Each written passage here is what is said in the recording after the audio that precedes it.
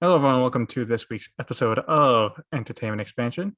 We're your hosts, Tyler Callahan and Mike Ferrante. Mike, how you doing this week? What can I say, Tyler? I am chilling. How about yourself? I'm doing good. I'm doing very good. Good. So, what are you chilling about this week, huh? Well, we're chilling about finally a new movie that came out, and it's actually pretty fucking solid.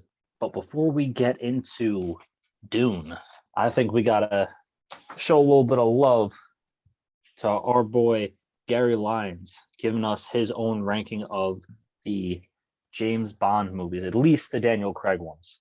Mm-hmm. Um, Which is fair pretty enough because that's the only ones we ranked. So, Yeah, pretty solid list though. Might have to respectfully disagree at a couple points, but just reading out his list, Quantum of Solace is in dead last, with Spectre in fourth, third Casino Royale, breaks my heart a little bit, and then he can't decide between No Time to Die and Skyfall. So, like I said, pretty solid list. Do I think Casino Royale is a little bit on the lower end of the spectrum? Absolutely.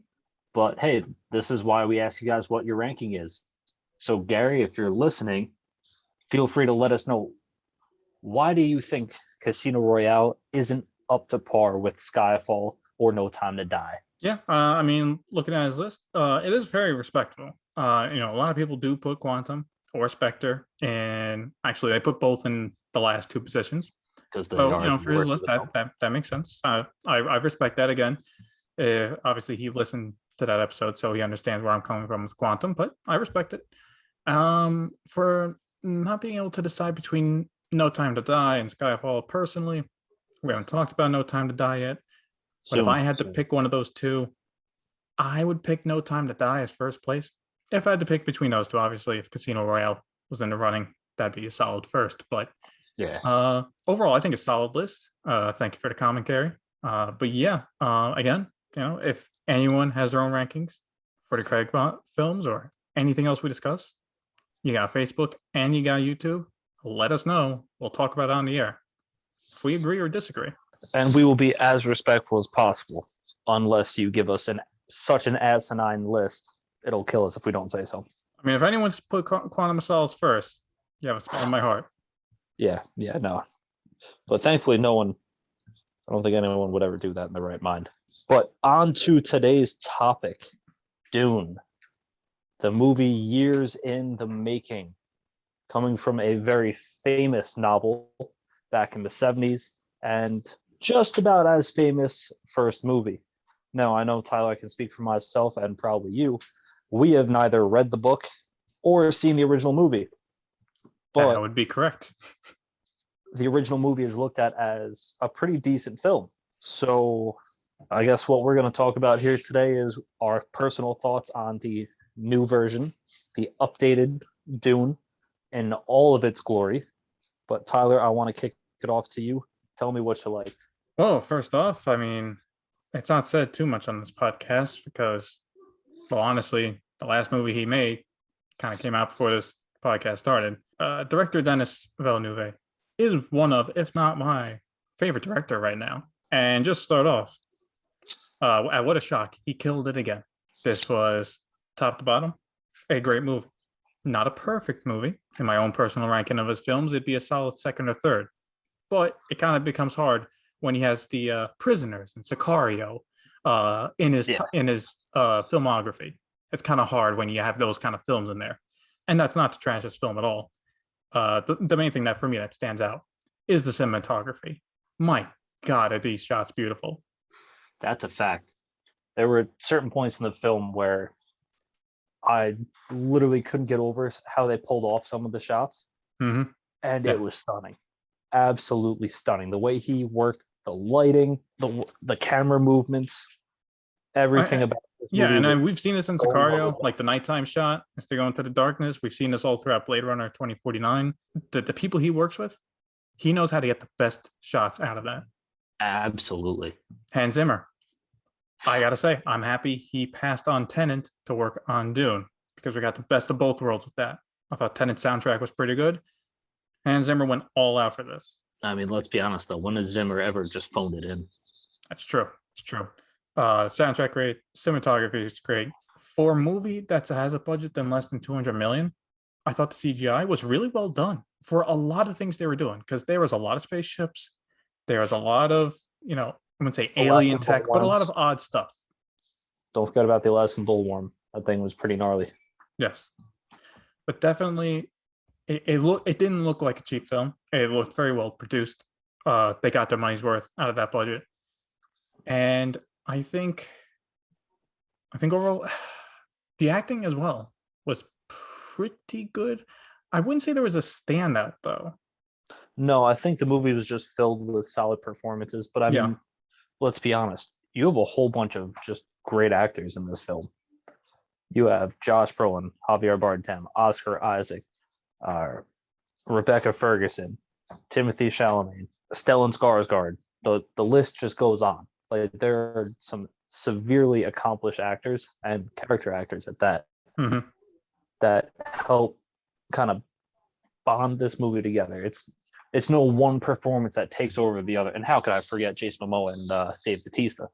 Yeah, it's a group effort. It's a group effort. Yeah. It is, and it feels like it. The whole movie feels like connected in some type of way. Well, Mike, what did you like about the movie? I'm just basically pinpointing about everything that made the movie great, but what stood out to you? Well, let's talk about a little bit more in depth with cinematography. Okay. There was one shot that, for some reason, it was just so visually appealing to me. Is when is it Paul, right? Is it Peter or Paul? They're both biblical names. No, main character's Paul. Okay. Paul and his mom, aka the Virgin Mary, who's clearly not a virgin in this movie, but anyway, wasn't that either. You're welcome. When Paul and his mom go out to, get the ship so they can fly away, that one scene where it's like the darkness and then it goes into the light, but it's also like a tracking shot at the same time. You know what I'm talking about?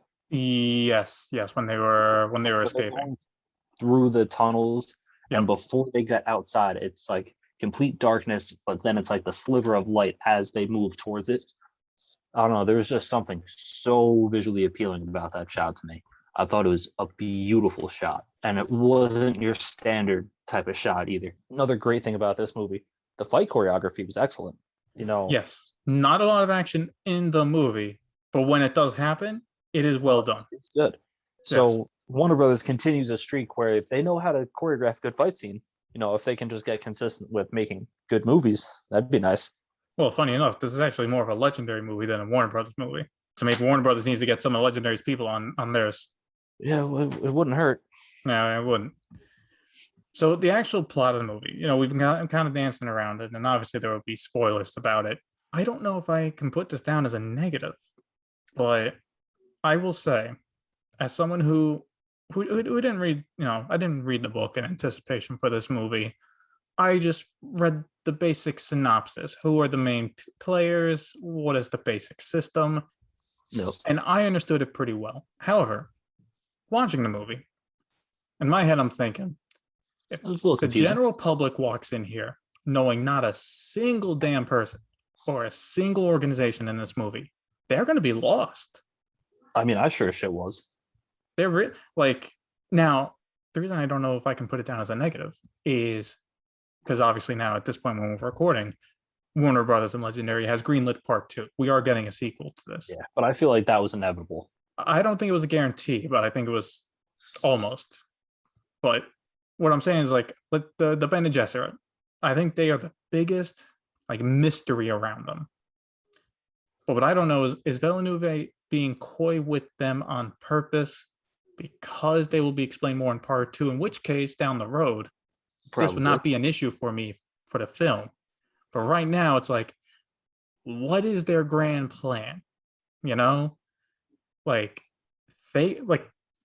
they treat Rebecca Ferguson and the disrespect shown to her. And Paul catches on to this is who are they?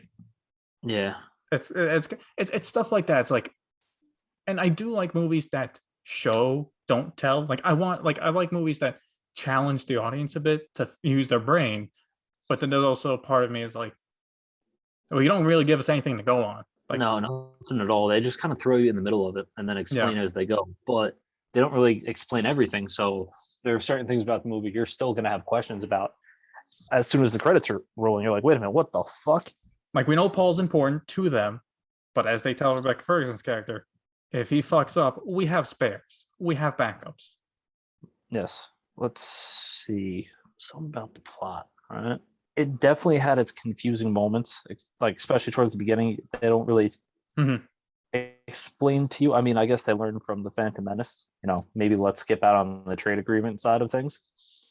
But they didn't really show the big deal of why it was such a thing that, the Spice Planet was changing owners or guardians, if you will.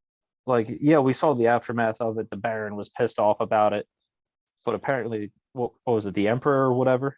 Yeah. No, He's the no. one. I He's mean, the they one actually who wanted it. they do explain it. The Emperor wanted Paul's family dead. Well, yeah, they explained it at the end, Yeah. but they don't tell you why he wanted Paul's family's dead. They also explain that as well. No, they don't. You're lying to me. Yes, they do.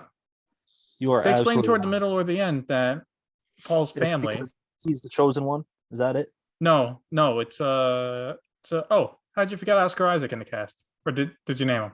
I named him. Okay, Oscar Isaac. The issue was with him, was with the Duke. The Emperor was worried that some Game of Thrones shit here, but basically, and I did catch on to this throughout the movie. Maybe that just went over my head. The Duke and Paul seem to be the only legitimately, actually, take Paul out of it. Duke is the only legitimate, kind, friendly ruler in this universe. The Baron, fuck no. The Emperor, he's a piece of shit. And the Bene Gesserit are mysterious people. They don't really rule. They just work in the shadows. Yes. So as far as the other planets and the other big families are concerned, the Duke is the only friendly guy that honors and respect. Like, they even say, like, there is no call, we don't answer and all of that. And they do mention how the Emperor is nervous about that, because what if one day the Duke sets his eyes on the Emperor? He is the best chance of rallying everyone else and taking the throne for himself. So by moving him to the sand desert to take over, he's setting the stage for them to die. This is true. Which does happen. I mean, he does die. I will say, one surprise I had, I go into this, I did not expect to see a almost fully naked Oscar Isaac. But okay. Yeah, and Stellan Skarsgård at that. But then again, that's not his first rodeo. Yeah. Marvel got good use out of that. Yeah, no, they explain why. But again, that kind of goes into the mystery. They're keeping the Emperor very coy. Like, he is the main person that puts things into motion for this film, but we don't ever see him. Very, very Star Wars-esque. This is the second time you mentioned Star Wars. I guess I'll bring it up now. After seeing this movie, I want Villeneuve to do a Star Wars film. How he brought the different planets to life. Yeah, did a and great how job. You have a sci-fi epic like this. He could do Star Wars, right? Easily. J.J. Abrams, right? Better be taking out notes when you watch this film. I think we've had enough of JJ. Thank you. Love your work, JJ, but take a break. Take a break. Yeah, and going back to the plot with the characters, I think what is great is, yes, some of it's mysterious. We don't have all the answers for everything. But for the answers we do have, there's a great foundation here of the different families or the different tribes, like with the Freemen. We know each purpose for all of them, what they like, what they don't like, and why they, do what they do for the most part. So I thought that's great. Some characters, though, do feel wasted. For example, Batista and Jason Momoa a little bit. I don't feel Jason Momoa was kind of wasted. I feel, if anything, Josh Brolin was kind of wasted. Well, he might be making a comeback. He might be making a comeback now to part 2 there. Jason Momoa, less likely. Yeah, well, no, I think he's done. I think Jason Momoa was wasted just because we never got the Jason Momoa versus Batista fight. I think that would have been a hell of a fucking fight. That would have been a hell of a fight, but I am wondering, like, okay, so Batista's character, the Baron, is his uncle.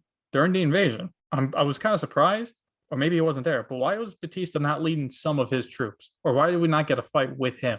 Yeah, at all. He was literally just there to show his face for a couple scenes, and then they're like, all right, you can go back to whatever movie you're doing. Yeah, keep your face paint. Go over to Guardians 3. Come on. Yeah, we just needed a couple hours of your fucking day. Thank you.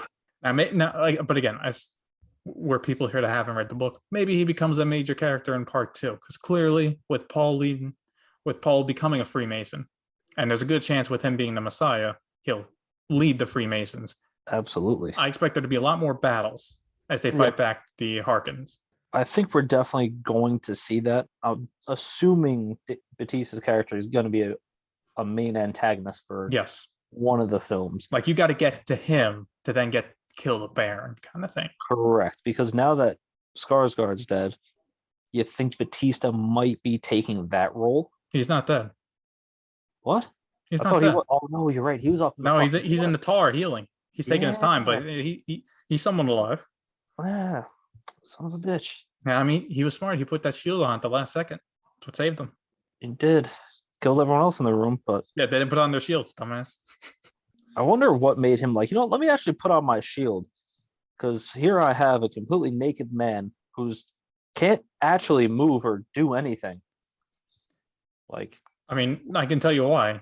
He's a smart character. You don't become a baron that gluttonous, that ruthless, without having some kind of brains. Yeah, but then again, if you're in that position of power for so long, you tend to get very cocky. Maybe he makes a slip up in the next movie. Yeah, very possible. Because as far as he knows, Paul's dead. As far as he knows, he has won. The entire family's dead. It's true. And you saw the family, the father die right in front of him. He's been told, the mother and son, Paul, are both dead. They're in the desert. The worms got him. So, yeah, I mean, maybe he'll get cocky now. It's very possible. I mean, he was pretty cocky throughout the whole movie. He was. Another thing that stood out, not really plot or anything wise, but the effects they used for the voice, I thought was really well done. It almost borderlines at times horror-ish, especially when Rebecca Ferguson used it. Yeah. Which I thought was good.